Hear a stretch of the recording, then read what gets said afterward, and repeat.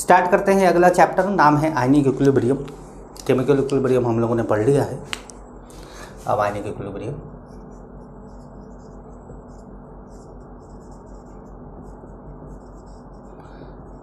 Chapter बहुत important है, chapter बहुत ही इम्पॉर्टेंट है। इतना ज़्यादा पॉइंट है इसके अंदर, इतने ज़्यादा टॉपिक है कि आपको ऐसा लगेगा कि ढेर सारा फॉर्मूला मिल गया, लेकिन मैं पूरे चैप्टर को ईजिली समझाता हुआ चलूँगा। ध्यान से आपको पढ़ना है, आराम से क्वेश्चन करना है, और अगर आप करते गए तो समझ लीजिए कि आपका सबसे अच्छा चैप्टर आयनिक इक्विलिब्रियम हो जाएगा।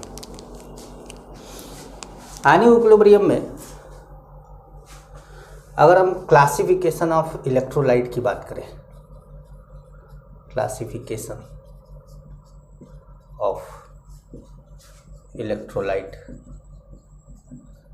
या टाइप्स ऑफ इलेक्ट्रोलाइट, तो दो तरह का इलेक्ट्रोलाइट है हमारे पास। एक है स्ट्रॉन्ग इलेक्ट्रोलाइट,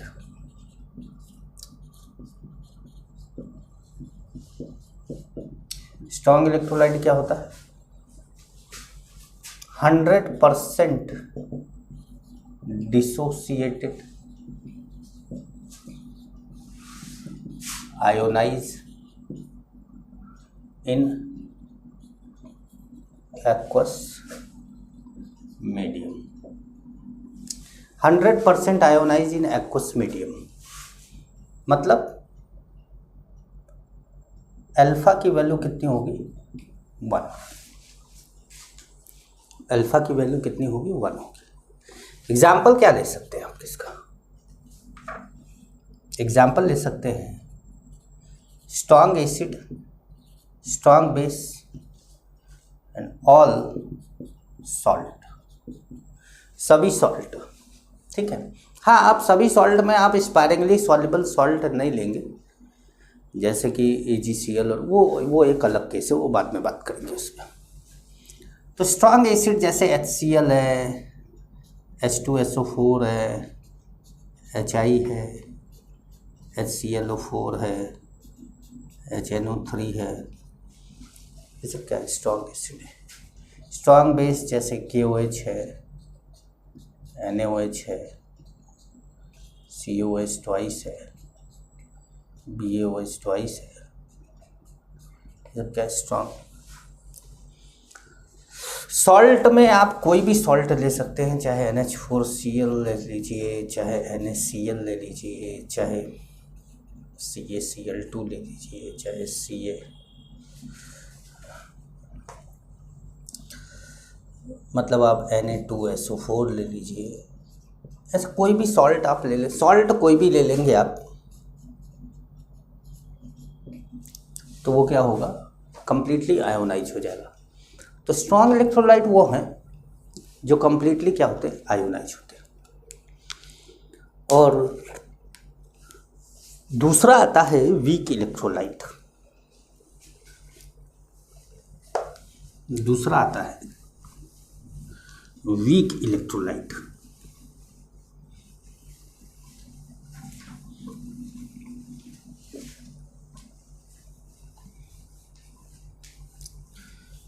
वीक इलेक्ट्रोलाइट, तो देखिए वीक इलेक्ट्रोलाइट में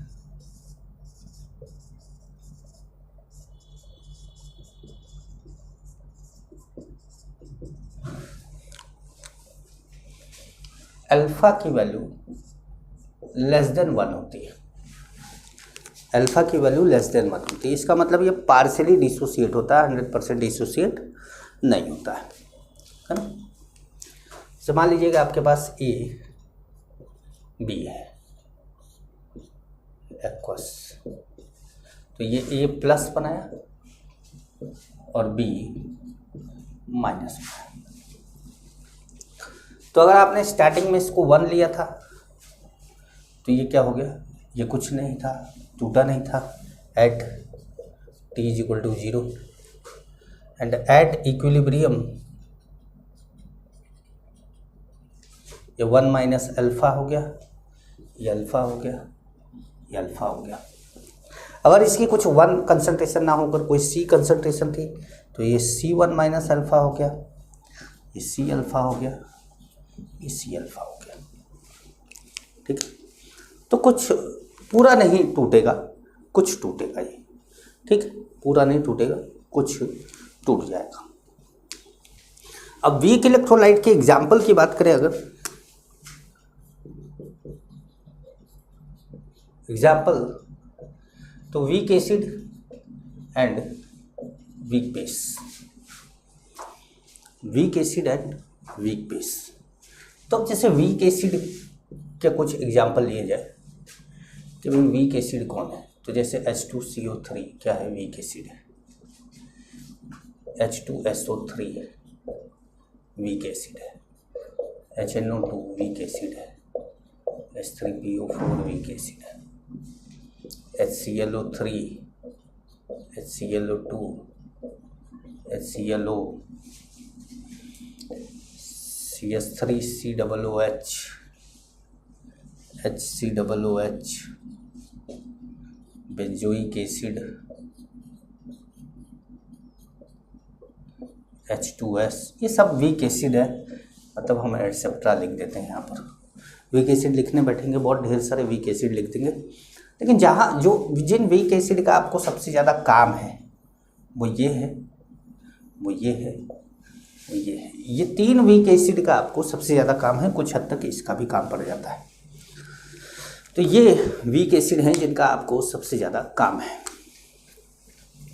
वीक बेस, वीक बेस में जैसे NH4OH। ठीक है, अगर आपको बोला जाए एक्वस सॉल्यूशन ऑफ अमोनिया,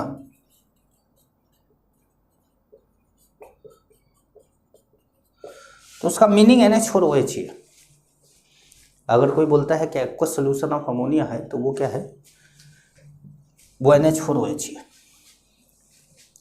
जैसे NH2NH2, जैसे RNH2, जैसे RNHR,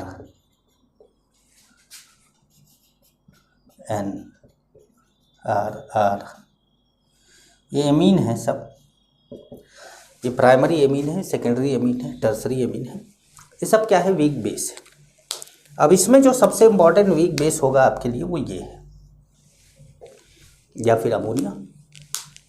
सबसे इम्पॉर्टेंट वीक बेस जो होगा वो NH4OH होगा, और एसिड में एक से ज़्यादा इम्पॉर्टेंट है। ठीक है, तो ये ध्यान रखिएगा कि weak acid and weak base आपके लिए ज़्यादा इम्पॉर्टेंट होगा। स्ट्रॉन्ग एसिड स्ट्रॉन्ग बेस तो आपको याद रहता है और वो कम्प्लीटली डिसोसिएट होता है, इसलिए कोई बहुत प्रॉब्लम की बात उसमें नहीं आती है। अब एसिड बेस की बात कर रहे हैं, strong acid base, strong acid strong base तक पहुंच गए हैं, तो पहले बात कर लें कि एसिड होता क्या है और बेस क्या होता है। ठीक है, तो हेडिंग डालिएगा theory related to acid and base. Theory related to acid and base. इसमें सबसे पहली थ्योरी है Arrhenius acid base theory. Arrhenius acid base theory.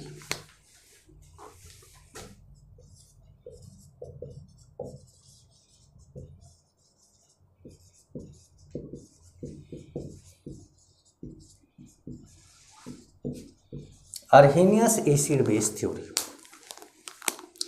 Arrhenius के अकॉर्डिंग एसिड कौन है? एसिड है H+ डोनर। एसिड है H+ डोनर। और बेस कौन है? तो बेस है OH- डोनर। अच्छा, ये एक बात और लिख लेनी चाहिए, इन वाटर, ये भी लिख लेना है, इन वाटर। जो पानी में H+ देगा वो एसिड है अर्हेनियस के अकॉर्डिंग। जो पानी में H+ देगा वो एसिड है, और जो पानी में OH- देगा वो क्या है, बेस है। ठीक है। अब अगर कोई एसिड एक H+ देता है,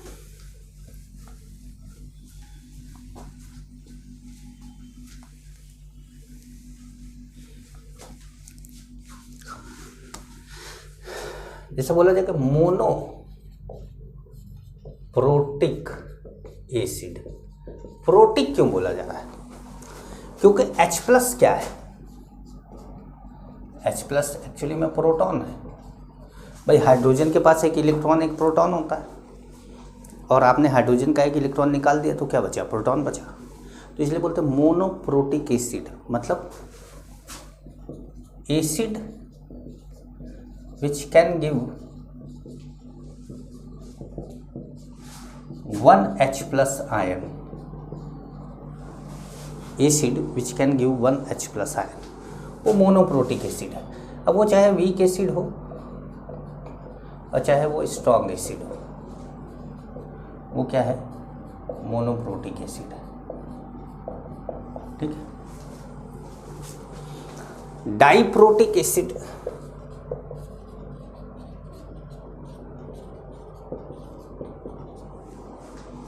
डाइप्रोटिक एसिड, जैसे इसको मोनोप्रोटिक एसिड को हम सिंबल फॉर्म में यहाँ पर Ha लिख देते हैं, एक H+।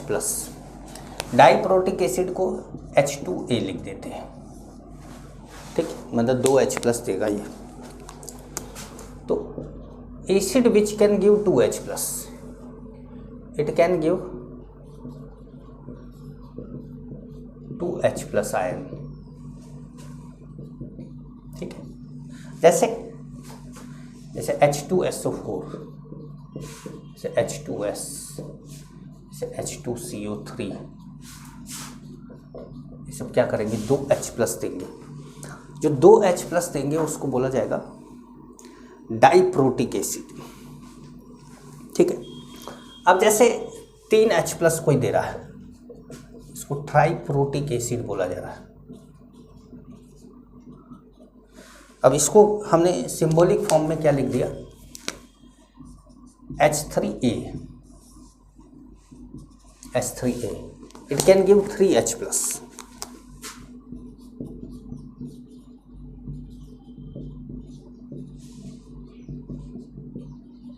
जैसे एग्जाम्पल H3PO4, H3PO4 ये क्या करेगा, 3 H+ देगा। ठीक है। अब जैसे आपके पास है H3PO2, H3PO3, H3PO4, तो ये क्या करेगा, ये मोनोप्रोटिक है क्योंकि ये एक H+ देता है, इसका N फैक्टर 1 होता है। ये डाइप्रोटिक है, ठीक है, और ये ट्राइप्रोटिक है।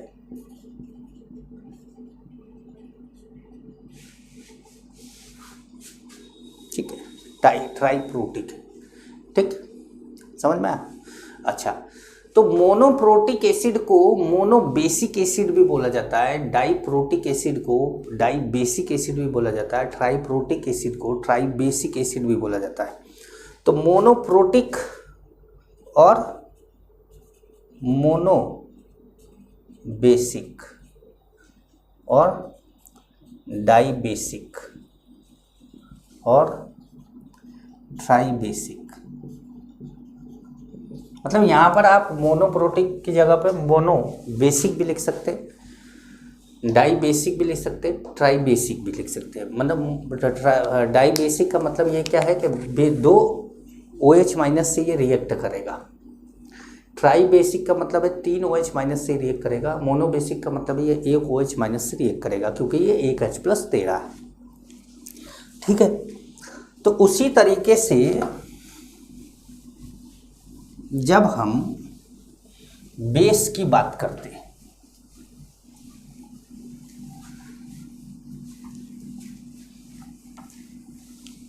बेस की बात करते हैं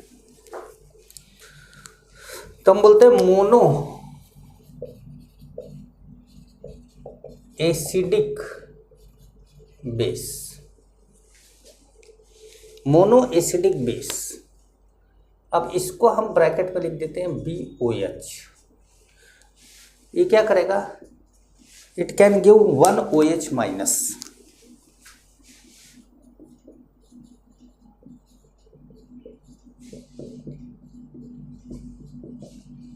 ठीक, जैसे example NaOH, KOH, CSOH, NH4OH, ये सब क्या है, मोनो एसिडिक बेस है।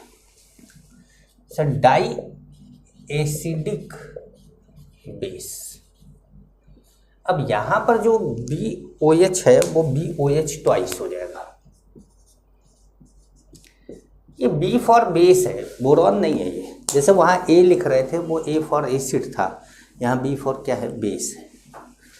तो ये क्या करेगा, इट कैन गिव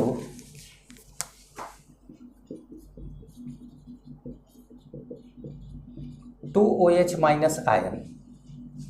अब ये ऐसा कौन सा बेस है, CaOH ट्वाइस है, MgOH ट्वाइस है, FeOH ट्वाइस है, ये सब क्या है, ZnOH ट्वाइस है, ये सब क्या है, डाई एसिडिक बेस है। जैसे ट्राई एसिडिक बेस, अब ट्राई एसिडिक बेस को शॉर्ट में बोला जा रहा है BOH thrice. B for base है, बोरॉन नहीं है। ठीक है, एक बार फिर बता रहा हूँ आपको, it can give 3 OH minus.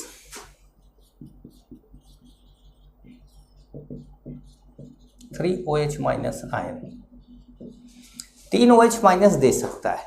कौन दे सकता है 3 OH माइनस? FeOH थ्राइस दे सकता है, AlOH थ्राइस हो सकता है, CrOH थ्राइस हो सकता है। तो ऐसा कोई भी बेस जो 3 OH माइनस देगा उसको क्या बोला जाएगा, ट्राई एसिडिक बेस बोला जाएगा। ठीक है, क्लियर हो रहा। अब एक टर्म आता है इसमें, एम्फीप्रोटिक सब्सटेंस। एम्फीप्रोटिक सब्सटेंस,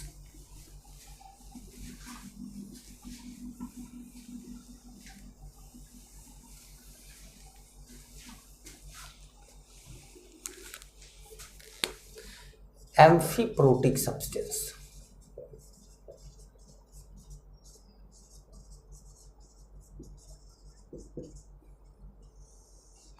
ऐसा सब्सटेंस जो H+ ले भी सकता है और दे भी सकता है, उसको बोला जाता है एम्फीप्रोटिक सब्सटेंस।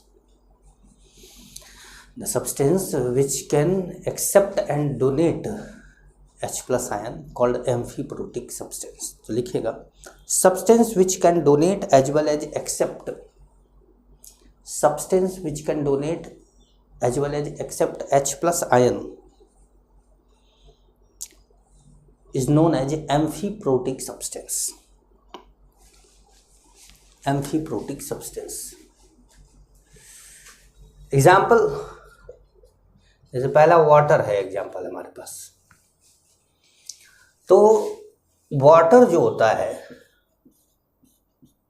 वो H+ दे सकता है, वाटर जो होता है वो H+ ले भी सकता है। वाटर H+ दे भी सकता है, वाटर H+ ले भी सकता है। तो वाटर क्या है, एम्फीप्रोटिक है।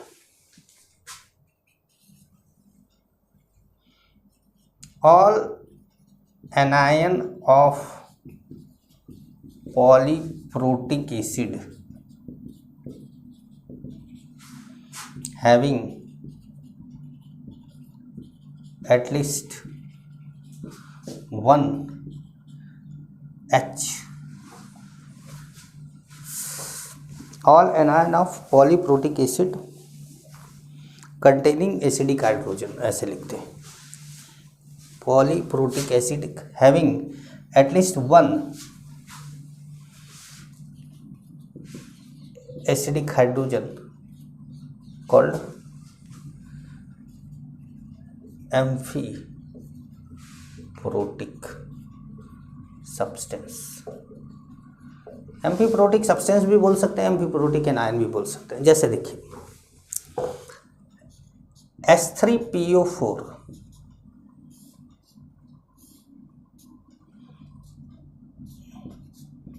H2PO4 माइनस HPO4 2 माइनस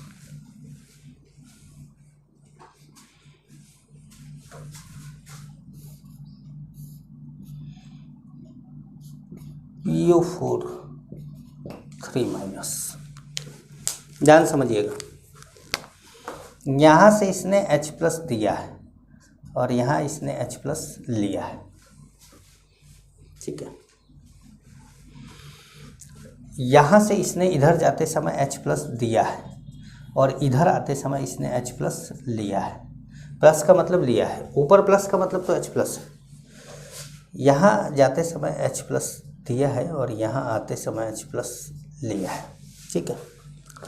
तो अब देखिए ये H3PO4 को देखिए, H3PO4 H प्लस दे सकता है, देकर यहाँ गया, लेकिन H3PO4 H प्लस ले नहीं सकता। अगर लेता तो ये H4PO4 हो जाता ना भाई, H प्लस लेता तब तो इधर आता ना H प्लस लेकर, तो ये H प्लस ले नहीं सकता, केवल दे सकता है। तो इसका मतलब ये एम्फीप्रोटिक नहीं है। इसको देखिए, ये H प्लस देने के बाद इसमें कन्वर्ट हो जाता है और H प्लस लेने के बाद इसमें कन्वर्ट हो जाता है। इसका मतलब H2PO4 माइनस एम्फीप्रोटिक है। इसको देखिए, ये H प्लस देने के बाद इसमें कन्वर्ट हो जा रहा है और H प्लस लेने के बाद इसमें कन्वर्ट हो जा रहा है। तो इसका मतलब ये भी एम्फीप्रोटिक है। ये देखिए, ये H प्लस ले तो सकता है पर H प्लस आगे जाकर किस H है ही नहीं तो देगा कैसे। तो मतलब दोनों काम ये नहीं कर सकता तो ये एम्फीप्रोटिक नहीं है, दोनों काम ये नहीं कर सकता तो ये एम्फीप्रोटिक नहीं है। लेकिन H2PO4 minus and HPO4 2 minus दोनों ही क्या है, एम्फीप्रोटिक है।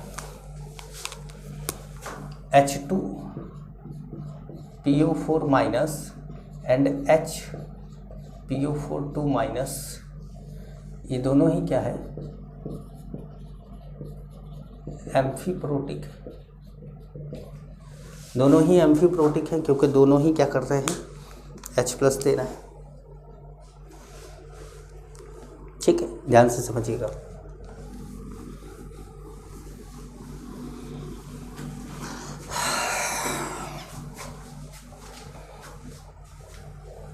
एक एग्जाम्पल ये समझ पाए। देखिए, अब H3PO4 कितने H प्लस दे सकता था, 3। तो कितने एम्फीप्रोटिक एनायन बनाया उसने, 2 एम्फीप्रोटिक एनायन बनाया, ठीक है। देखिए ध्यान से समझिए, पॉलीप्रोटिक एसिड। पॉलीप्रोटिक एसिड का मतलब वो एसिड जो एक से ज़्यादा H प्लस दे सकता है, the acid which can give more than 1 H plus, ठीक है।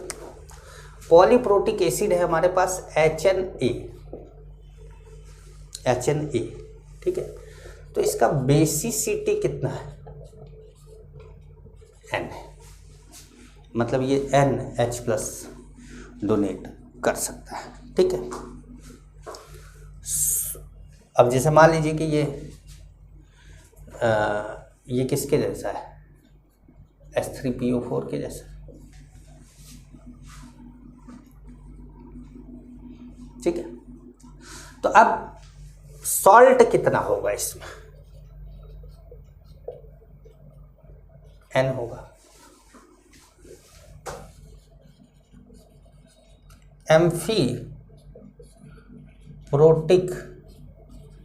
एनायन कितना होगा, N-1 होगा, ठीक है। एसिडिक सॉल्ट कितना होगा, तो वो भी N-1 होगा। मीनिंग समझा देते हैं, देखिए ध्यान से समझिएगा।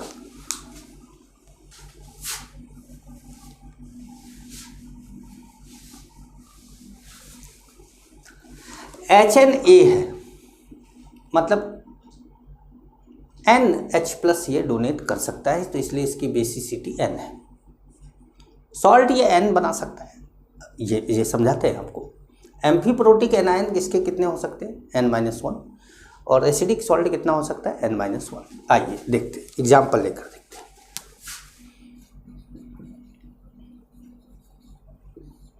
एग्जाम्पल है हमारे पास H3PO4, ठीक है। बेसिसिटी कितना? 3, मतलब N की वैल्यू कितनी हो गई? 3 हो गई। सॉल्ट कितना हो सकता है? तो सॉल्ट हो सकता है इसमें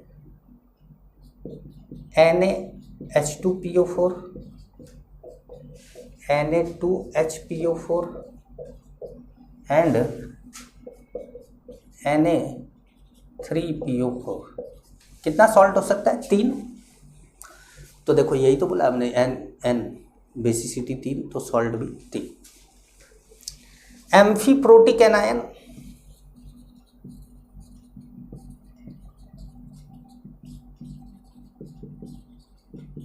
वो कितना हो सकता है?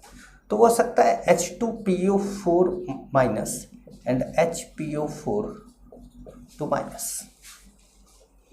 मतलब कितना? 2। तो 3-1 कितना हो गया?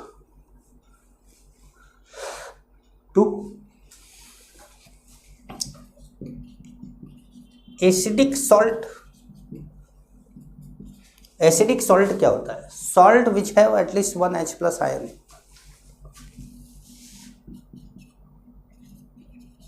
Salt which have acidic hydrogen, salt which have acidic hydrogen. तो अब देखो ये सॉल्ट है जिसके अंदर एसिडिक हाइड्रोजन है, ये भी सॉल्ट है जिसके अंदर एसिडिक हाइड्रोजन है, लेकिन इस सॉल्ट में एसिडिक हाइड्रोजन नहीं है।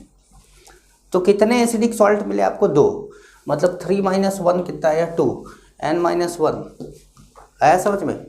तो ये कभी आपसे पूछे पॉलीप्रोटिक में तो एम्फीप्रोटिक कितना होगा, तो बड़े आराम से आप बोल सकते हैं कि जैसे मतलब मान लीजिए कि वो 4H+ देता है, मान लीजिए कोई एसिड 4H+ देता है, तो एम्फीप्रोटिक एनायन कितने हो जाएंगे उसके? 3। एसिडिक सॉल्ट कितने हो जाएंगे उसके? 3। समझ गए? आप बोलोगे सर ऐसा कौन सा एसिड है जो 4H+ देता है?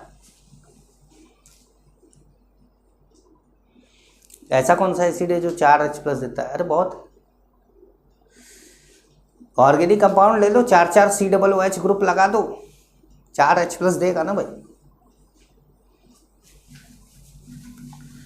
तो आपके दिमाग में केवल ऐसा एसिड, इनऑर्गेनिक एसिड केवल घूम रहा है, लेकिन जब आप ऑर्गेनिक में घुसेंगे तो 10-10 H+ देने वाले एसिड भी मिलने लगेंगे आपको, 10-10 H+ देने वाले एसिड भी आपको मिलने लगेंगे, ठीक है।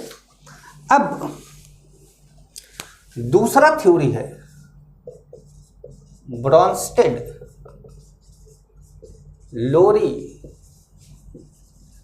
थ्योरी, ब्रॉन्स्टेड थ्योरी बोला जाता है इसको। एसिड क्या है? इनके हिसाब से एसिड है प्रोटॉन डोनर, मतलब जो H+ देता है, H+ कौन है? प्रोटॉन है। प्रोटॉन डोनर कौन है? एसिड है। तो बेस है प्रोटॉन एक्सेप्टर। जो H+ डोनेट कर रहा है वो कौन है? वो एसिड है, और जो H+ ले रहा है वो क्या है? वो बेस है। जो H+ दे रहा है वो एसिड है, जो H+ ले रहा है वो बेस है, ठीक है। जैसे देखिए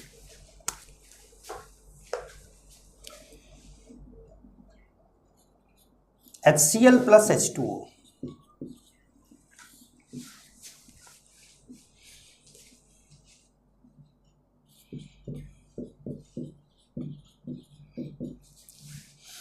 किसने H प्लस दिया? HCl ने Cl माइनस बना दिया, और H2O ने H प्लस लिया, तो H2O क्या हो गया? बेस हो गया।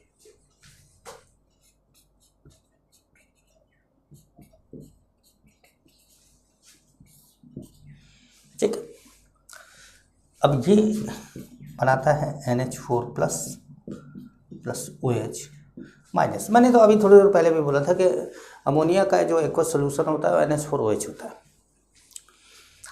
तो देखिए इसके पास 3 H है, चौथा H कहाँ से आया होगा? वाटर से। तो वाटर क्या हो गया? एसिड। ये एसिड है, इसने H प्लस दिया, ये बेस है क्योंकि इसने H प्लस लिया। तो आप देख रहे हैं कि वाटर एसिड बेस दोनों की तरह वर्क कर रहा है। H प्लस ले भी रहा है, H प्लस दे भी रहा है। अभी थोड़ी देर पहले भी हमने बात करी थी एम्फीप्रोटिक सब्सटेंस की, तो जिसमें वाटर एक एग्जाम्पल निकल कर आया था कि वाटर क्या है? एक एम्फीप्रोटिक सब्सटेंस है। ठीक है, समझ पाए?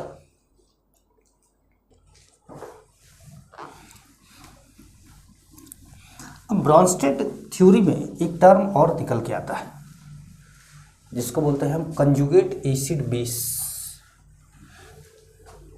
Conjugate acid base pair.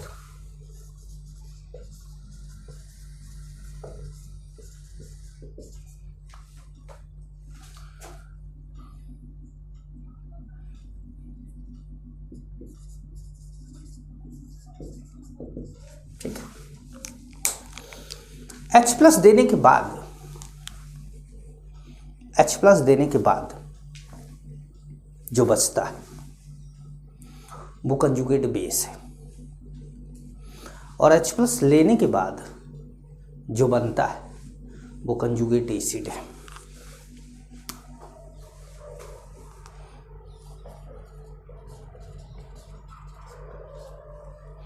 Conjugate acid क्या है? सब्सटेंस विच फॉर्म substance या ion which formed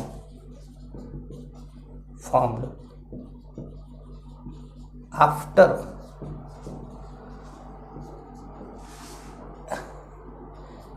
H plus acceptation,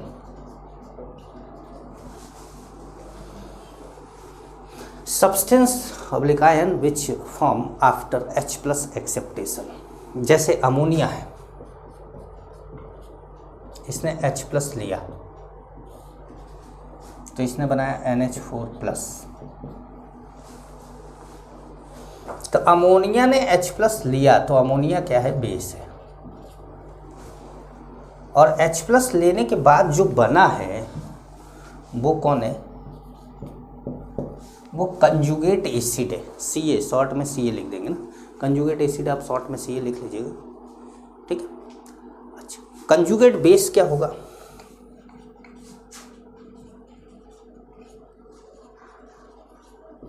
Cb अभी ये लिख देते हैं ना।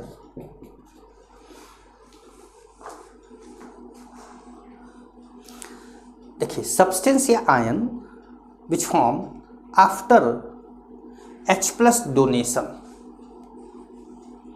H प्लस डोनेशन के बाद जो बनता है after removing H plus ion, substance oblique ion which form after removal of H plus ion, removal of H plus ion, H plus ion निकालने के बाद जो बनता है वो कौन है? कंजुगेट क्या है? बेस है। अब जैसे मान लीजिए कि HCl है तो इसने H प्लस दिया, Cl माइनस दिया, तो HCl का H निकालने के बाद बचा क्या? Cl minus. तो Cl माइनस क्या हो गया? कंजुगेट बेस हो गया। और ये कौन है? ये तो एसिड है क्योंकि इसने H+ दिया है। तो कोई भी सब्सटेंस का H+ निकालने के बाद जो बनेगा वो उसका कंजुगेट बेस, नहीं, H+ निकालने के बाद जो बनेगा, हाँ, वो उसका कंजुगेट बेस होगा। ठीक है, चलिए एक क्वेश्चन करके देखते हैं इस पे।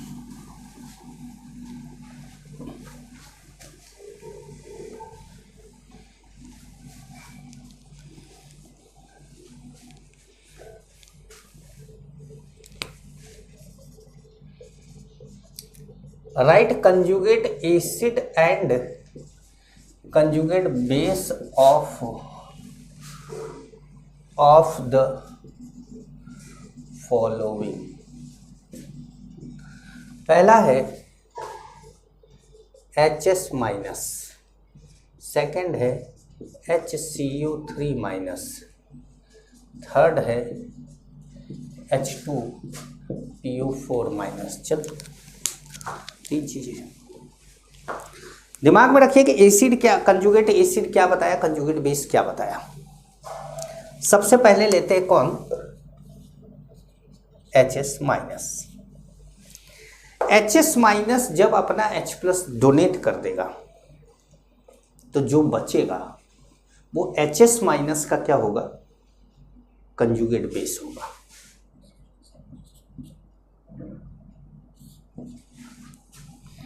इक्विलिब्रियम लगा देते हैं, कोई दिक्कत नहीं है। ये कंजुगेट बेस है और ये कौन है? एसिड।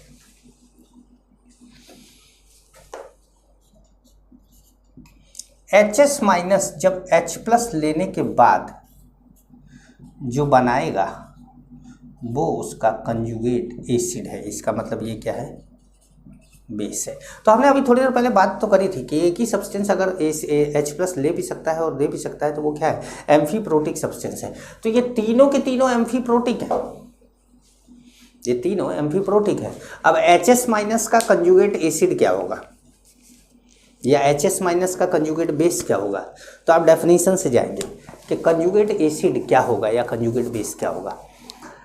H+ लेने के बाद जो बनेगा वो कंजुगेट एसिड होगा, H+ देने के बाद जो बचेगा वो कंजुगेट बेस होगा। ठीक है, तो देखिए H+ देने के बाद जो बचा है वो कंजुगेट बेस है, H+ लेने के बाद जो बना है वो कंजुगेट एसिड है। जैसे बोल रहा हूं आप ऐसे लिख सकते हैं, मैंने लिखाया भी उसी तरीके से। ठीक, अब जैसे ये तो बात हुई पहले वाले की, अब जब हम बात करें दूसरे की, HCO3- की, तो HCO3- अगर H+ देता है तो CO3 2- बनाएगा। तो ये जो CO3 2- है, इसने क्या करा? H+ दिया, H+ देने के बाद जो बनेगा वो कंजुगेट बेस होगा, जो बचेगा वो कंजुगेट बेस होगा। और HCO3- जब H+ लेगा तो बनाएगा H2CO3, जो बनेगा वो कंजुगेट एसिड होगा। अगर इधर बेस है तो ये एसिड है, इधर एसिड है तो ये बेस है। और अगर एक ही सब्सटेंस एसिड बेस दोनों की तरफ वर्क कर रहा है तो वो क्या है? एम्फीप्रोटिक सब्सटेंस है।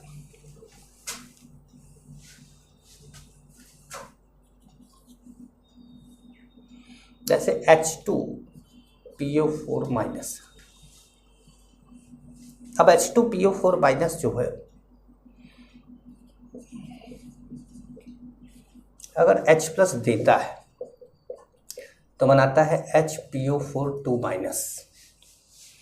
देने के बाद क्या बनाता है? Conjugate base. अगर ये कंजुगेट बेस है तो ये कौन है? एसिड। अगर H+ लेता है तो बनाएगा H3PO4।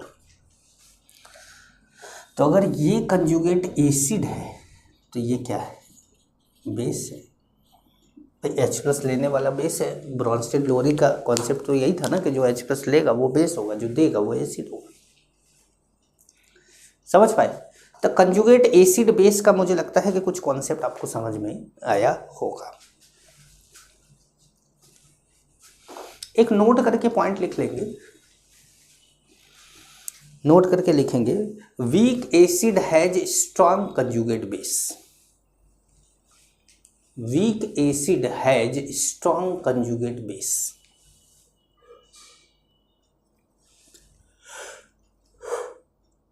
Weak acid has strong conjugate base and strong acid has weak conjugate base. Strong acid has weak conjugate base. यही चीज आप बेस के लिए भी लिख सकते हैं। अगले पॉइंट में लिख लीजिएगा, weak base has strong conjugate acid. Weak base has strong conjugate acid and strong base has weak conjugate acid. Strong base has weak conjugate acid. Theory चल रहा है, थोड़ा सा आपको बोर लग रहा होगा क्योंकि आप लोग सोच रहे होंगे कि सर कहाँ आज पका रहे हो हमको, आज तो हम लोगों को वही स्पीड वाले मोड में करके देख लेते हैं बहुत जल्दी जल्दी। लेकिन अगर आप कंजुगेट एसिड बेस ये सब चीज़ें समझे नहीं और इन्हीं का हाइड्रोलिसिस करने को दे दिया आपको, तो समझ लीजिए कि आप फंस जाएंगे। हाँ, फंस जाएंगे। तीसरा है Lewis theory of acid and base. Lewis theory of acid and base. तो एसिड कौन है? लुईस के अकॉर्डिंग एसिड कौन है? Lone pair acceptor. जो लोन पेयर एक्सेप्ट कर रहा है वो एसिड है। अब बेस कौन है? बेस है लोन पेयर डोनर। अच्छा, लोन पेयर को आप इलेक्ट्रॉन पेयर भी बोल सकते हैं।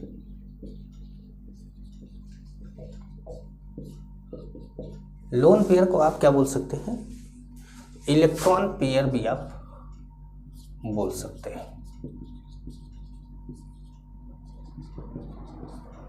ठीक है, लोन पेयर को आप इलेक्ट्रॉन पेयर भी आप बोल सकते हैं। अब देखिए, ज़रा सा समझ के देखते हैं। आप जानते हैं वाटर को,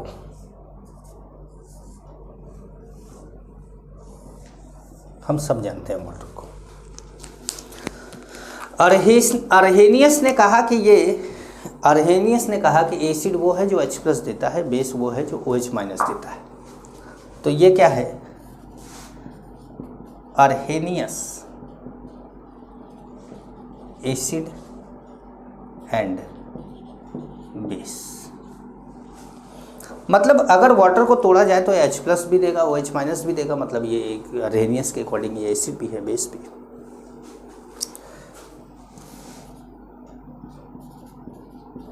ब्रॉन्स्टेड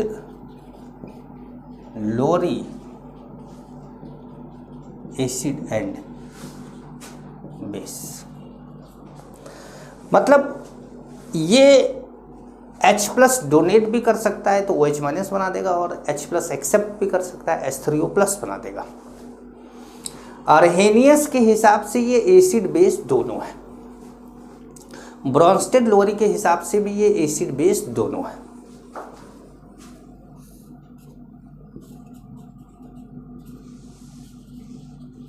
लुईस बेस है, क्यों? क्योंकि लोन पेयर डोनेट करता है। Lewis base but not Lewis acid. पर क्या नहीं है, लुईस एसिड नहीं है, ये ध्यान रखेंगे आप कि लुईस एसिड ये नहीं है। और H+ डोनेट कर सकता है, OH- डोनेट कर सकता है, H+ डोनेट कर सकता है, H+ एक्सेप्ट कर सकता है, लोन पेयर डोनेट कर सकता है बट लोन पेयर एक्सेप्ट नहीं कर सकता, तो इसलिए ये लुईस एसिड नहीं है, इतना आप जान लीजिएगा। ठीक है,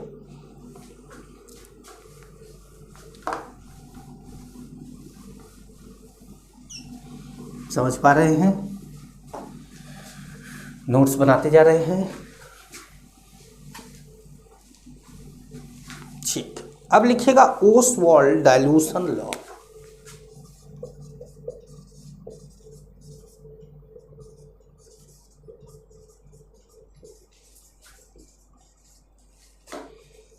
Oswald dilution law, Oswald dilution law. ठीक है, ले लेते हैं इसमें एक वीक इलेक्ट्रोलाइट।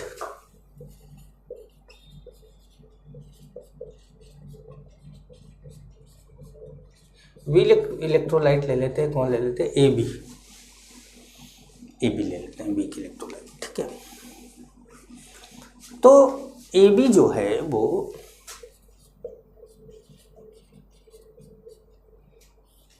हमने पार्सली डिसोसिएट हो गया A+ aqueous and B- aqueous में, A+ aqueous and B- aqueous. T=0 पर इसकी कंसंट्रेशन C थी। ठीक है, and at equilibrium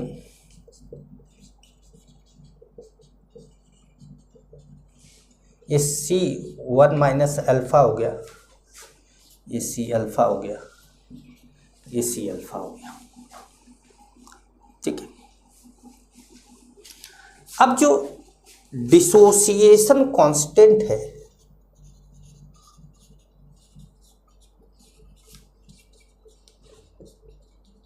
dissociation constant K है, वो है कंसंट्रेशन ऑफ A,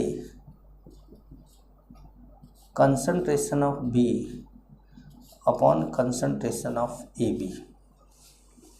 वही है KC/KP जैसे निकालते थे, बिल्कुल। लेकिन अब इसको इक्विलिब्रियम कांस्टेंट ना, इक्विलिब्रियम कांस्टेंट तो है ही, लेकिन यहाँ पर अब क्या हो रहा है ना, डिसोसिएशन होता है, इसलिए इसको डिसोसिएशन कांस्टेंट बोला जाता है। अगर ये एसिड है तो डिसोसिएशन कांस्टेंट का सिंबल Ka हो जाता है, A फॉर एसिड। अगर बेस है तो डिसोसिएशन कांस्टेंट का सिंबल Kb हो जाता है।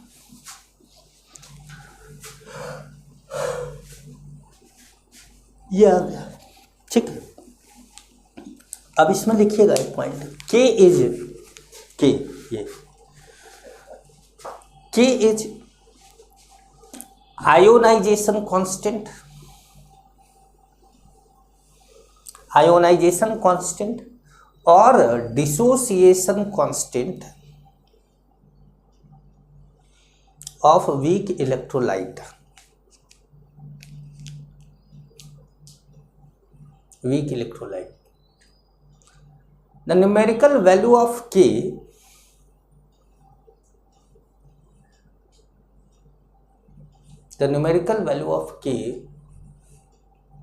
will be given in the problem.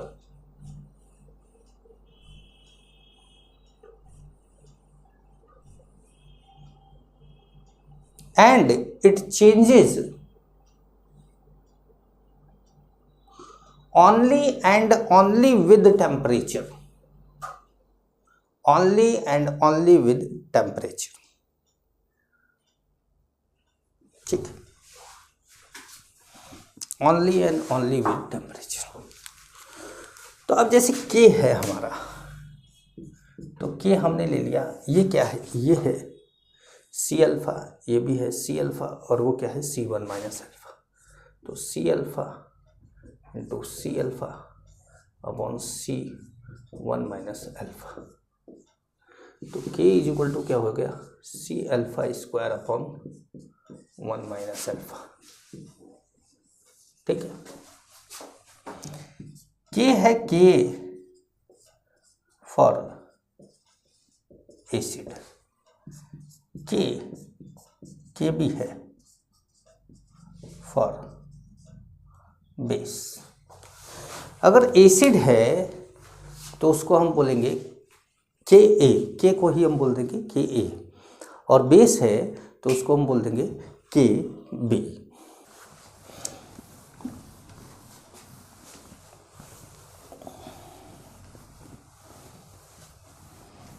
ठीक है भैया। अब आपका मान लीजिए कि if alpha is very less than 1, अगर अल्फा वेरी लेस देन 1 है तो 1 माइनस अल्फा को हम मान लेंगे कितना, 1 के बराबर। ठीक है, तो k इज इक्वल टू क्या हो जाएगा, C alpha square. k is equal to क्या हो जाएगा, सी अल्फा स्क्वायर, या अल्फा की वैल्यू क्या हो जाएगी, अल्फा इज इक्वल टू हो जाएगा k बाई सी। भाई अल्फा निकालोगे, रूट लोगे ना, तो अल्फा इज इक्वल टू क्या हो जाएगा, k बाई सी। अब हमको ये जानना है कि कौन कौन से ऐसे फैक्टर हैं जो अल्फा को अफेक्ट करेंगे, प्रभावित करेंगे। ठीक है, तो आप हेडिंग डालेंगे factor affecting degree of dissociation, factor affecting degree of dissociation.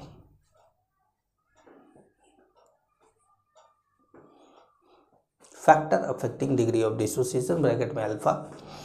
अब पहला फैक्टर है नेचर ऑफ सोल्यूट, पहला फैक्टर है nature of solute, nature of solute, पहला फैक्टर है nature of solute.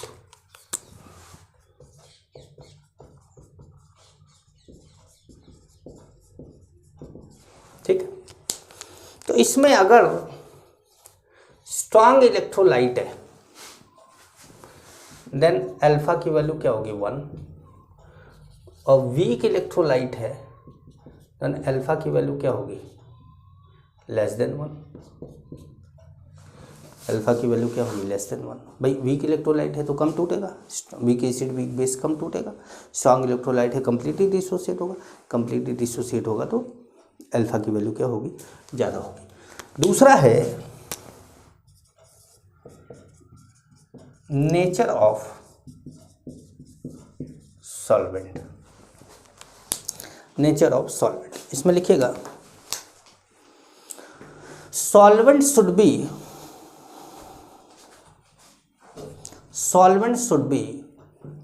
Polar in nature, solvent should be polar in nature and its dielectric constant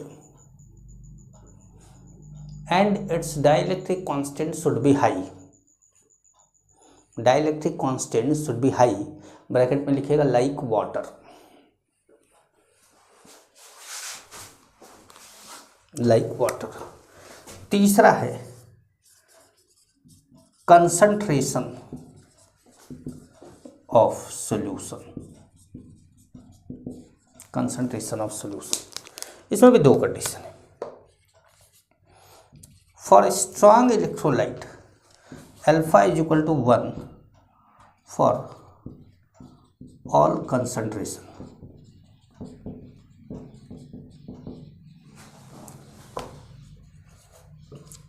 for weak electrolyte, for weak electrolyte alpha inversely proportional to किसके, C के। Concentration ज़्यादा तो alpha कम, alpha ज़्यादा करना है तो concentration क्या करना पड़ेगा, कम करना पड़ेगा। अगर एट इनफाइनाइट डाइल्यूशन